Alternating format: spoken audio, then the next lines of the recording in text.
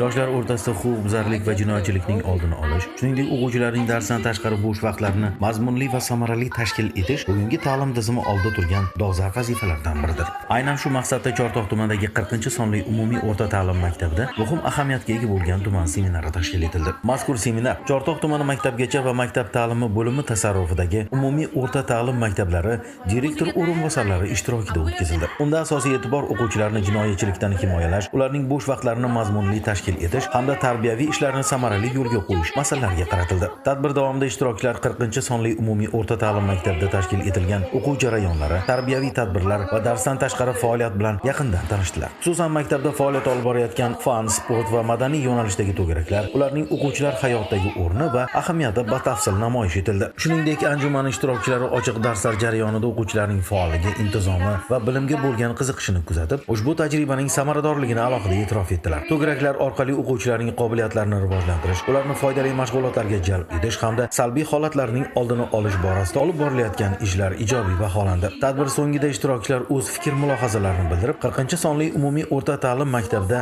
yo'lga qo'yilgan mazkur tizimni boshqa ta'lim muassasalarida ham tatbiq etish bo'yicha taklif va tavsiyalarni ilgari surdilar. Xulosa qilib aytganda, ushbu ta'lim dargohida o'tkazilgan mazkur seminar o'quvchilarni jinoyatchilikdan asrash, ularni bo'sh vaqtlarini mazmunli tashkil etish borasidagi ilg'or tajribalarni ommalashtirishda muhim ahamiyat kasb etdi. Bu kabi tadbirlar ta'lim muassasalari o'rtasida tajriba almashish va tarbiyaviy ishlar samaradorligini oshirishga xizmat qilmoqda.